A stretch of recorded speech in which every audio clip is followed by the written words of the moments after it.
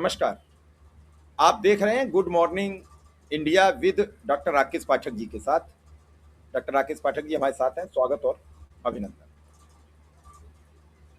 दरअसल बंगाल की जीत के बाद भाजपा का हौसला बढ़ा हुआ है और बढ़े हुए हौसले को जो राहुल गांधी, अखिलेश यादव, शरद पवार, उद्धव ठाकरे जो कहते थे कि अगर 400 सीटें आ जाएंगी तो संविधान का खेल होगा। अब पूरब से लेके और पश्चिम तक बता दिया गया, केवल दक्षिण छोड़ के भाजपा का राज्य है। अब राज्य तो कोई बचा नहीं। अब राज्य हैं अपने, उत्तराखंड है, उत्तर प्रदेश है, इन्हें बचाना है। और पंजाब में बीजेपी कैसे आ पाए, ये एक तैयारी। अब इस तैयारी को लेकर कई चीजें बदलने हैं। अगर परसीमन नहीं कर पाए तो दिक्कत हो जाएगी। और परसीमन तभी बिल पास हो सकता है जब 2/3 संसद और राज्यसभा दोनों में बहुमत हो। राज्यसभा में तो जो अभी चुनाव की सीटें डिक्लेयर हुई हैं तो इन्हें बहुत अंतर आएगा नहीं, क्योंकि कर्नाटक में कांग्रेस के कम सांसद थे, अब वहां कांग्रेस के सांसद बढ़ जाएंगे तो कहीं सांसद कम जाएंगे, एवरेज बराबर रहेगा। एक सांसद एनडीए का बढ़ सकता है। अब उसके बाद लोकसभा की जो बड़ी पार्टियां हैं उनमें समाजवादी पार्टी है, तृणमूल कांग्रेस है, डीएमके है, उसके बाद नायडू हैं, उसके बाद नीतीश कुमार हैं, उसके बाद शरद पवार हैं, उसके बाद उद्धव ठाकरे हैं, उसके बाद विपक्ष में अगर बात करें तो फिर कोई बचता नहीं। 2 4 5 सांसदों से कुछ होना नहीं है, क्योंकि लगभग 70 से ज्यादा सांसद चाहिए इन्हें 2/3 बहुमत के लिए। और सरकार के पूर्ण बहुमत के लिए इन्हें अभी 32 सांसद चाहिए, 240 इनके पास है। राकेश सर, 20 सांसद एक पार्टी के टूट रहे हैं। कौन सी पार्टी है, क्या वजह है, क्या ईडी है, क्या सीबीआई है? जब से सत्ता परिवर्तन हुआ तब से वहां फुटबॉल की तरह विधायक, सांसद, नेता कूद रहे हैं, अपने अपने बयान दे रहे हैं। देखिए, सबसे पहले तो दर्शकों के सामने ये पहेली हल कर दें कि कौन सी पार्टी के सांसद टूट सकते हैं, वो भी 20। छोटी मोटी संख्या नहीं है। उस पार्टी का नाम है तृणमूल कांग्रेस। तृण कहते हैं घास को। तो ये जो तृणमूल नाम की पार्टी है ममता बनर्जी की, वो बंगाल चुनाव हार चुकी है, आप सब जानते हैं। उसके लोकसभा में सदस्य हैं 29, और 29 में से अगर 20 लोकसभा सदस्य बीजेपी में शामिल होने जा रहे हों तो एक तो वे दल बदल कानून की मार से बच जाएंगे। अब आपने पूछा है कि वे जा क्यों रहे हैं, तो सांसदों की तो छोड़िए, पश्चिम बंगाल में तू चल मैं आया की प्रक्रिया शुरू हो चुकी है। एक काकोली घोष सांसद अभी इस्तीफा दे चुकी हैं। वहां पर विधायक से लेकर पार्षद तक टीएमसी छोड़ने के कगार पर बैठे हैं। पार्षदों ने तो छोड़ भी दी है। वो जो फालता विधानसभा सीट जहांगीर खान जहां से लड़ने वाले थे, नहीं लड़े, बीजेपी जीत गई। वहां डायमंड हार्बर वगैरह और आसपास की जो नगर पालिकाएं हैं, वहां पार्षद भी टीएमसी के पार्टी छोड़ चुके। अभी विधायक तो 80 हैं, लेकिन उन 80 विधायकों में से कितने लोग कितने दिन तक ममता बनर्जी के साथ रहेंगे या पार्टी में रहेंगे, इस पर भी अब सवालिया निशान लग गया है। क्योंकि ममता बनर्जी ने एक बैठक बुलाई थी, उसमें करीब करीब 35 विधायक शामिल नहीं हुए। असंतोष के सुर भी धीरे धीरे उठ रहे हैं। कोई कह रहा है कि आईपैक कंपनी से हमें अपना काम नहीं कराना था रणनीति बनाने का, कोई कुछ कह रहा है, कोई कुछ कह रहा है। ये जो खबर सामने आ रही है बड़ी टूट की, ये तृणमूल कांग्रेस में। अब इसके पीछे क्या क्या वजह हो सकती हैं, ये भी अपने आप में एक सवाल है। तो पहला सवाल, इसका उत्तर तो यही है कि अब चूंकि सत्ता नहीं रही है बंगाल में, 5 साल नहीं रहने वाली है, ये भी तय है। तो जो लोग सत्ता से चिपके रहते हैं, सत्ता के लाभ को छोड़ नहीं पाते हैं, वे बहुत दिनों तक सत्ता के बिना रहने की मानसिकता वाले नहीं होते। अब उनको लग रहा होगा कि बंगाल में भी सरकार नहीं है, केंद्र में भी सरकार नहीं है, कब तक ममता बनर्जी और तृणमूल कांग्रेस के साथ बने रहे? बीजेपी में जाएंगे तो सत्ता की कड़ाही में से कुछ न कुछ हलवा मिल जाएगा। दूसरा तरीका मोदी और अमित शाह की तरफ से शुरू हो ही गया होगा, ईडी सीबीआई वाला, एनआईए, आईटी, जितनी संस्थाएं हैं, सरकारी एजेंसियां हैं, उन सब के जरिए धीरे धीरे चाबुक फटकारना शुरू किया जा चुका होगा। धीरे धीरे हमें मालूम पड़ेगा इनमें से कितने लोग हैं जिनके यहाँ ईडी गई, कितने लोगों के पास तक नोटिस गया इनकम टैक्स का, और फिर जैसे ही नोटिस गया उसके कितने दिनों बाद संबंधित व्यक्ति बीजेपी में चला गया। लेकिन उससे बड़ा सवाल यह है कि नरेंद्र मोदी को इस समय ऐसी कौन सी जरूरत आन पड़ी है? एनडीए को या बीजेपी को लोकसभा में अभी बहुमत है, बीजेपी को अपना नहीं है, लेकिन कुल मिलाकर दो सहयोगी दलों की मदद से सरकार में बने हुए हैं, नीतीश कुमार और चंद्रबाबू नायडू की कृपा से सरकार चलती रहेगी 2029 तक। फिलहाल हमें इसमें कोई शक नहीं है। राहुल गांधी को शक है तो राहुल गांधी जाने, वे कह रहे हैं मोदी प्रधानमंत्री नहीं रहेंगे अगले 1 साल में, हो सकता है न रहे। इसके बावजूद नरेंद्र मोदी और अमित शाह अगर टीएमसी को तोड़कर अपनी झोली भरना चाहते तो इसकी मंशा को समझना जरूरी है। अल्टीमेट गोल क्या है, लक्ष्य क्या है उनका? शिव कुमार, उनका लक्ष्य है संविधान संशोधन करके भारत को हिंदू राष्ट्र बनाना, संविधान में और मनमाने परिवर्तन कर लेना। उसके लिए जो संख्या चाहिए, ये सारी कवायद उस मंशा से हो रही है। मुझे लगता है पहले प्रश्न के उत्तर में थोड़ी सी बातें हमने स्पष्ट की हैं। आप एक सवाल और ले लें तो हम अपने दर्शकों को फिर मैं आपके पास ही आ रहा हूं कि सर, नैतिकता कोई चीज होती है? आपने अपने आंखों के सामने एक खेल देखा मध्य प्रदेश का। कर्नाटक में उस समय बीजेपी की सरकार थी और मध्य प्रदेश के विधायक, कोरोना काल चल रहा था, बेंगलुरु गए थे, कर दिए गए थे। दिग्विजय सिंह ये समझ रहे थे इनमें से आधे विधायक हमारे टच में हैं, तो दिग्विजय सिंह भागे भागे कर्नाटक कैसे पहुंचे कैसे नहीं पहुंचे सबको पता है। वो विधायकों से मिलने के लिए गुहार लगाते रहे, एक भी विधायक से उनकी मुलाकात नहीं हो पाई। वहां से मेल से इस्तीफा आ गए, मध्य प्रदेश की सरकार चली गई। उसके कुछ दिन बाद आपने महाराष्ट्र का खेल देखा।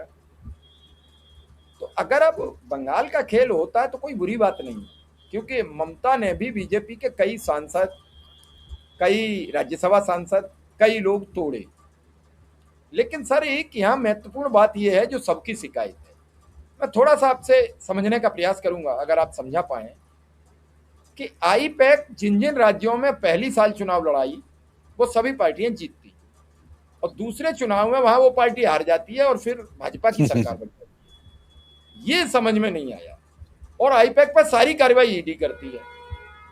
आपने आंध्र प्रदेश का हाल देखा, जगन बाबू के दूसरे चुनाव का नेतृत्व आईपैक ने किया। पहला चुनाव जगन बाबू अपना स्वतः जीते, दूसरे चुनाव का नेतृत्व आईपैक ने किया, और तीसरे चुनाव का नेतृत्व फिर आईपैक ने किया और नायडू सवार हो गए। आईपैक ने बीआरएस को दूसरा चुनाव लड़ाया, बीआरएस वापस हुई। तीसरे चुनाव बीआरएस का सीताराम पूरा हो गया। राहुल गांधी की खाट सभा सबको आज याद है, अब उस पर चर्चा हम नहीं करेंगे कि खाटी लेके लोग भाग गए। बंगाल जीता जागता उदाहरण है। आपने जदयू का देखा, जदयू पहले चुनाव में बहुत बड़ी पार्टी बनकर उभरी, दूसरी में खत्म हुई, फिर प्रशांत किशोर और नीतीश कुमार के संबंध बिगड़े। इन सब चीजों पे सर, आईपैक पर जो भी इस्तीफा दे रहा है वो सवाल खड़े करके इस्तीफा दे रहा है। इतने वो सवाल ममता बनर्जी और अभिषेक बनर्जी पर नहीं लगा रहा है। देखिए, ये अपने आप में एक पहेली है कि आखिर ये संस्था, ये एजेंसी ऐसा क्या गुल खिलाती है कि शुरू में चुनाव जितवाती है, फिर वो पार्टी काल के गाल में समा जाती है। मुझे लग रहा है उत्तर प्रदेश में शायद आपके प्रदेश में अखिलेश यादव ने कुछ सबक सीखा है, उन्हें समझ में आया होगा कि ये कोई टोटका है, तो इससे समय रहते मुक्ति पालो। उन्होंने पाली मुक्ति। उन्होंने, यही मैं जानना चाह रहा था, खबर ये पक्की है नहीं कि पक्की है, उन्होंने संबंध तोड़ लिए, जैसे ही बंगाल हारे वैसे ही संबंध तोड़ लिए। हाँ, उन्होंने कि कहा हम हमारी अपनी दम पे, बीजेपी से सीधी टक्कर है और आप पर हमारा सब डेटा चला गया तो आपका क्या भरोसा है। हम अपनी दम पर चुनाव लड़ लेंगे, हमें आपकी जरूरत नहीं है। मुझे इसमें ऐसा लगता है कि कहीं ना कहीं ये एजेंसी अंदर खाने पर्दे के पीछे बीजेपी और मोदी शाह के लिए काम करती है। ये विभीषण के रूप में किले में घुसती है और सोने की लंका को ढहा देती है। आने वाले दिनों में हो सकता है इस कंपनी के पास कोई धंधा ही नहीं बचे, इस एजेंसी के पास ये सिर्फ बीजेपी का ही काम करने को बचे, और बीजेपी को अब इसकी जरूरत नहीं है। बीजेपी ने तो अपनी एजेंसियां पूरी तैयार कर ली ना, केंद्रीय चुनाव आयोग, ईडी, सीबीआई, सारी अदालतें, ये सब बीजेपी की एजेंसी के रूप में ही तो काम कर रहे हैं। लेकिन अब असल सवाल पर लौटते हैं जिसका मैंने हिंट किया था। देखिए, नरेंद्र मोदी संविधान संशोधन करना चाहते हैं, उसके लिए उन्हें दोनों सदनों में उतना बहुमत चाहिए जितना संविधान संशोधन के लिए जरूरी है। तो हम आंकड़ों के साथ अपने दर्शकों से संवाद करना चाहते हैं। देखिए, लोकसभा में 543 सीटें हम जानते हैं, बीजेपी के पास मात्र 240 हैं। एनडीए की सब मिलाकर हो गई है 292। किसी भी संविधान संशोधन के लिए विशेष बहुमत की जरूरत होती है। ये जो साधारण बहुमत होता है ना, 50% प्लस 1, किसी भी संख्या का आधा प्लस 1, उससे काम नहीं चलता संविधान संशोधन के लिए। इसी तरह राज्यसभा में इनकी स्थिति है। राज्यसभा में 245 सीटें हैं, बीजेपी के पास 113 हैं, एनडीए की 144 हैं। संविधान संशोधन के लिए चाहिए 164, और वहां लोकसभा में चाहिए संविधान संशोधन के लिए 362। इसके अलावा ये जो कमी है, इसके अलावा एक और जरूरत पड़ेगी आपको। जो संसद के दोनों सदनों में संविधान संशोधन पारित हो जाएगा, उसे देश की आधी विधानसभाओं से रेटिफाई कराना पड़ेगा। इसको रेटिफिकेशन कहते हैं, यानी देश में जितने राज्य हैं उनकी आधी विधानसभाएं इस संविधान संशोधन की सम्मति दें, और वहां भी इसी तरह का बहुमत चाहिए। तो वो इतना आसान नहीं है। इसलिए अब ये पूरी कोशिश चल रही है, ये जो अंतर है संविधान संशोधन के लिए दोनों सदनों में, किसी तरह ऐसा हासिल कर लिया जाए कि कम से कम पार्टी के स्तर पर बीजेपी का अपना बहुमत हो जाए, फिर सहयोगी दलों का बहुमत हो जाए। लेकिन ये बहुत दूर की कौड़ी है। एक और बात है, इसमें जो सहयोगी दल हैं वे हो सकता है संविधान संशोधन के लिए आसानी से तैयार नहीं हो, क्योंकि तेलुगु देशम हो या जनता दल यूनाइटेड हो। अब यद्यपि जनता दल यूनाइटेड नीतीश कुमार की चर्चा ही भारत की राजनीति से असंगत हो चुकी, इररिलेवेंट हो चुका है। अब वो उस पार्टी और उसके नेता का कोई अस्तित्व बचा नहीं है जिस पर चर्चा की जाए। बिहार में उनके सुपुत्र मंत्री जरूर बन गए हैं, पर वे इस हैसियत में नहीं है कि वे कोई अलग से स्टैंड ले सकें। तो कुल मिलाकर ये जो कवायद चल रही है वो विशेष बहुमत के लिए, स्पेशल मेजॉरिटी को हासिल करने के लिए चल रही है। उसके लिए चाहे छोटे छोटे क्षेत्रीय दलों को खत्म करना पड़े, उनके विधायकों को, सांसदों को बीजेपी में शामिल करना पड़े। आपने वो नैतिकता नाम का एक अजूबा से शब्द का इस्तेमाल किया था। ये कौन सा शब्द है नैतिकता? ये तो मई 2014 में भारत के राजनीतिक व्याकरण में से, शब्दकोश में से विलोपित किया जा चुका है, डिलीट हो चुका है। नैतिकता नाम की कोई चिड़िया अब नहीं रहती भारत भूमि पर। शर्म, लिहाज, लोकलाज, नैतिकता, ये सब चीजें गायब हो चुकी हैं। नरेंद्र मोदी और अमित शाह ने इतनी मेहनत की है, आपने कई सारी घटनाएं गिना दी, मध्य प्रदेश, महाराष्ट्र, कर्नाटक, अरुणाचल प्रदेश भी जोड़ लीजिए, उत्तराखंड जोड़ लीजिए। हाई कोर्ट, सुप्रीम कोर्ट के आदेशों पर बहाल हुई है सरकारें।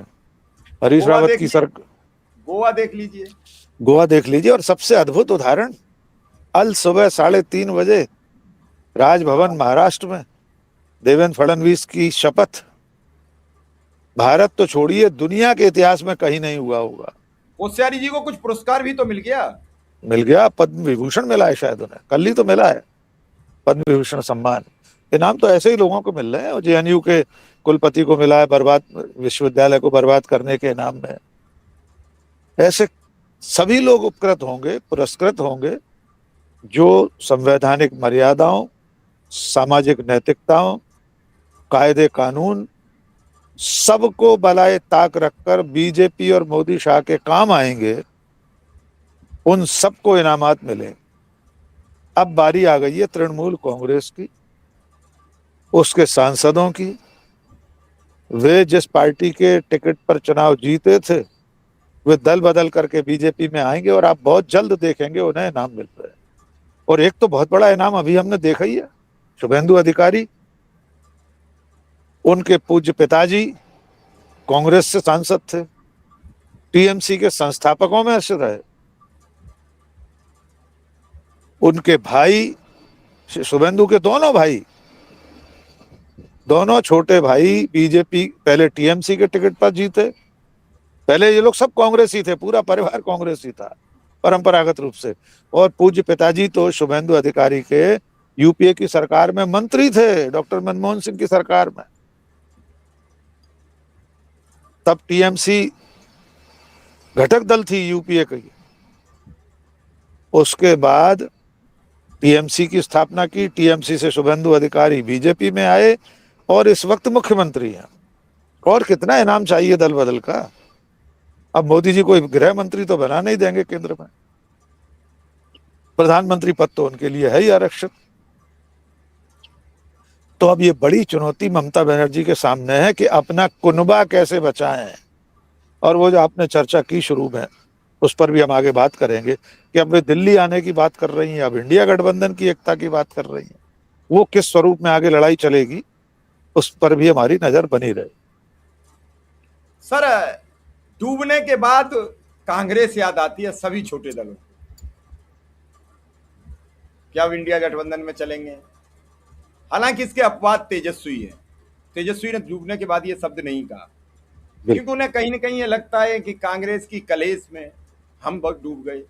जबकि सच ये है कि सीटों का कलेश जिस प्रदेश में होगा वहां यही हसर होगा। ममता बनर्जी अगर आज कह रही हैं और उन्होंने उस समय वामपंथियों से और इन सब से अपना गठबंधन कर लिया होता तो ये हसर नहीं होता। हो सकता है बीजेपी फिर भी सरकार बना लेती, लेकिन जो हसर है वो नहीं होता। वो सरकार बहुत आपसी टक्कर की होती। आज बड़ी विडंबना है सर। अगर ममता दिल्ली आ भी जाए तो अब करेंगी क्या? क्यों? कुनबा नहीं बच रहा है। बिल्कुल सही। या तो ममता बनर्जी सीधी सीधी नायडू से बात कर लें और नीतीश से बात कर लें तो कुनबा सब बच जाएगा, पूरा देश बच जाएगा। लेकिन क्या नायडू ममता की अब हारने के बाद बात मानेंगे? हारने तक तो वो उनके समकक्ष थी। देखिए, अब ये अग्नि परीक्षा का समय है एनडीए के बाकी घटक दलों का जो बच रह गए। वरना हम और आपने कई बार चर्चा की है कि बीजेपी के साथ जो आया वो तो डूबना तय है उसका। कितने क्षेत्रीय दल धीरे धीरे करके भाजपा ने खत्म कर दिए। एक नाम और जोड़ लीजिए, बिल्कुल हालिया है, कल का ही है, बीजू जनता दल के एक सांसद बीजेपी में शामिल हो गए। अब नवीन पटनायक कहाँ हैं, क्या कर रहे हैं? कहीं उनकी गिनती बची है देश की राजनीति में? उड़ीसा में उनकी पार्टी की क्या हैसियत बची है? भारतीय जनता पार्टी का साथ जिस जिस क्षेत्रीय दल ने लिया, जनता दल यूनाइटेड, शिवसेना, शिरोमणि अकाली दल, नेशनल उनकी महबूबा मुफ्ती की पार्टी, पीडीपी, हाँ, तो जितने ऐसे राजनीतिक दल हैं जिन्होंने बीजेपी का साथ लिया वे आज भारत की मुख्य धारा की राजनीति से हाशिए पर पहुंच चुके। अब ममता बनर्जी की बात कर लेते हैं। ममता बनर्जी ने भी वक्त रहते कभी कोई कमी नहीं छोड़ी थी। सदन में तमाम ऐसे बिल आते थे पिछले 10 सालों में, मोदी के युग में, जिसमें ममता बनर्जी की पार्टी, उनके सांसद बीजेपी की मदद करने के लिए या तो सदन से चले जाते थे ताकि उपस्थित सदस्यों की संख्या कम हो जाए और बीजेपी अपनी मर्जी से बिल पास करा ले, या फिर उसकी सीधी मदद करते थे। तब लड़ाई लड़ी ममता बनर्जी ने नरेंद्र मोदी और बीजेपी से। तो आज उन्हें भी ये स्वाद चख लेना होगा कि जो मोदी शाह और बीजेपी के साथ आया उसका डिब्बा गोल होना तय है। अब आते हैं उनकी दिल्ली कवायद पर। अब दिल्ली आना चाहती है, राहुल गांधी और कांग्रेस के साथ कदम से कदम मिलाकर मोदी शाह से लड़ना चाहती है। जब सत्ता थी बंगाल में, तब अगर कांग्रेस का साथ दिया होता, बंगाल के चुनाव में कोई समझौता किया होता, मिलजुल कर चुनाव लड़ा होता, राष्ट्रीय मुद्दों पर जो मुद्दे राहुल गांधी उठा रहे थे तब उनके सुर में सुर मिलाया होता। जैसे ईवीएम और एसआईआर का मुद्दा, ममता बनर्जी तो खिल्ली उड़ा रही थी राहुल गांधी, ये कोई मुद्दा ही नहीं है। राहुल गांधी अपनी नाकामियों को छुपाने के लिए बहाने बनाते हैं। अब तो उन्हीं बातों पर ममता बनर्जी को प्रेस कॉन्फ्रेंस करना पड़ रही है। और ये वो ममता बनर्जी हैं जिनका बंगाल के चुनाव में सत्ता तक पहुंचने का रास्ता कांग्रेस के ही साथ तय हुआ था। जब पहली बार वे सत्ता में आई थी तो कांग्रेस की मदद से आई थी। बहुत जल्द उन्होंने कांग्रेस का साथ छोड़ दिया था। उन्हें लगा अब हमें किसी की जरूरत नहीं है, फिर लगातार 3 चुनाव जीतती रही। अब उनकी सत्ता में वापसी बंगाल में लगभग असंभव जैसी हो गई। बहुत आसान नहीं होगा अब बंगाल से बीजेपी को हटाना। अब लड़ने के लिए दिल्ली आई है राहुल गांधी का साथ लेने। इंडिया गठबंधन याद आ गया है। और एक छोटी सी बात को जोड़कर हम इस चर्चा को विराम देंगे। राहुल गांधी ने जो स्टेट्समैनशिप दिखाई है एक गरिमामय राजनेता की, अभी जब बंगाल चुनाव हारी टीएमसी और ममता बनर्जी, तमाम लोग उनकी खिल्ली उड़ा रहे थे सोशल मीडिया। कांग्रेस के लोग भी उन्हें ट्रोल कर रहे थे, उस तरह की पोस्ट की जा रही थी। और स्वाभाविक होता ही है, राहुल गांधी वो पहले व्यक्ति थे जिन्होंने ट्वीट करके लिखा कि सम ऑफ माई पार्टी कांग्रेसमैन, साफ लिखा उन्होंने, कुछ कांग्रेस के लोग और कुछ दूसरे विपक्ष के लोग टीएमसी और ममता बनर्जी को अपमानित कर रहे हैं, खिल्ली उड़ा रहे हैं। उन्होंने लिखा कि ऐसा नहीं होना चाहिए। ये सवाल सिर्फ ममता बनर्जी का नहीं है, सवाल देश का है। एक और उदाहरण जोड़ दीजिए, अरविंद केजरीवाल जेल गए, मंच पर उनके साथ उनकी धर्मपत्नी सुनीता केजरीवाल के साथ कौन बैठा था? सोनिया गांधी। किसने साथ दिया जेल भेजने उनके वाले मामले में?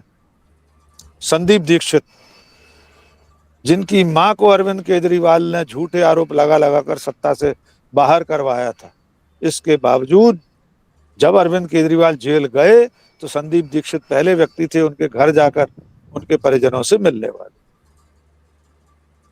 तो ये जो सदाशयता राजनीति में थोड़ी बहुत बची है, ये कांग्रेस जैसी पार्टी और राहुल गांधी, सोनिया गांधी जैसे नेताओं की वजह से बची है।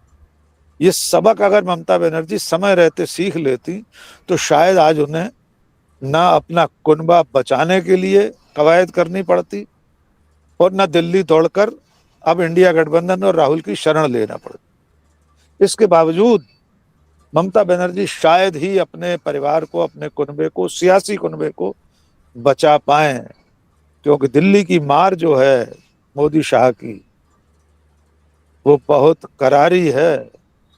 उसको सहने की ताकत फिलहाल विपक्ष के बहुत कम नेताओं, बहुत कम पार्टियों में से।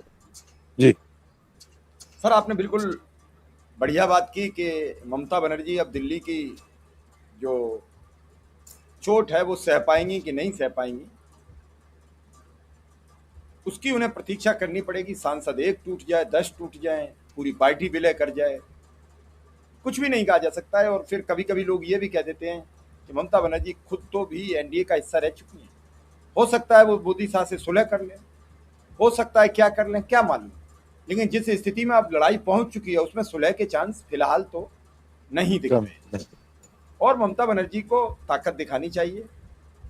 सत्ताएं आएंगी जाएंगी, कल केंद्र की सरकार गिर जाए तो सारा किला ध्वस्त हो जाएगा। यही शुभेंदु अधिकारी, यही सब ढेरों मुख्यमंत्री आपने तो देखा है पॉलिटिक्स में, केंद्र की सरकार अभी इधर उधर होने दो, आधे लोग जो जहां कहा वो वहां चला जाएगा, इसमें कोई बुरी बात नहीं होगी। तो देखिए, इंतजार कीजिए कितने सांसद टूटते हैं, कितने रुकते हैं, पहले इस खबर का सत्यापन होने दीजिए। आज की खबर ये हिंदुस्तान की है, उसी पर हमने बातचीत की है और देखते हैं अगला समाचार क्या होता है। फिलहाल इस खबर को यहीं विराम देंगे। सर, आपका बहुत बहुत आभार, बहुत बहुत धन्यवाद।